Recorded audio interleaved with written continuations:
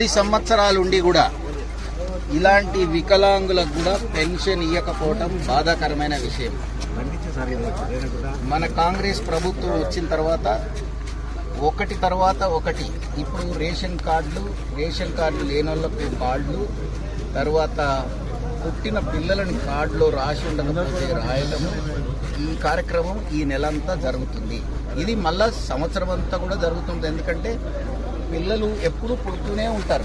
ఏదో 5 సంవత్సరాలకు 10 సంవత్సరాలకు ఇంక్లూజను డిలీషన్ కాకుండా ఇది కంటిన్యూగా చేయాలనేది ప్రభుత్వం నిర్ణయం తీసుకోవడం జరిగింది. దాని ప్రకారం ఎప్పుడు ఎవరింట్లో ఏ పాప బాబు పుట్టినా ఇమ్మీడియట్గా కార్డులో ఎంటర్ చేయబడుతుంది. అదేవిధంగా పెళ్ళైతే పాప ఎవరైతే మన కోడలుగా ఇంటికి వస్తుందో వాళ్ళది కూడా పేరు ఇమ్మీడియట్గా ఇంక్లూడ్ చేయడం జరుగుతుంది.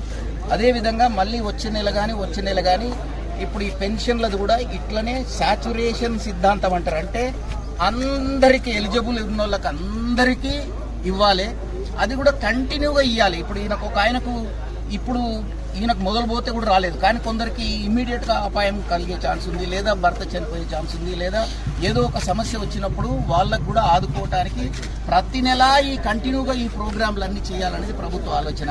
ఇల్లు కూలిపోయినాక మళ్ళీ 10 సంవత్సరాలకు ఇల్లు కట్టించుడు కాదు, ఇల్లు కూలిపోయిన వాళ్ళకు అది కూడా ప్రతి నెల మొత్తం ఇల్లు కూలిపోయిన వాళ్ళు మళ్ళీ తర్వాత పెళ్ళైన పిల్లలుంటే కొత్తగా ఇల్లు కట్టుకోవాలనుకుంటున్న కూడా ఇది ఎప్పటికీ నిరంతర ప్రక్రియగా అన్ని పథకాలను ఇది కంటిన్యూ చేయాలనుకుంటున్నది ప్రభుత్వం. కనుక ఇది అందరికీ తెలియజేయవలసిందిగా కార్యకర్తలకు తెలియజేస్తున్నారు.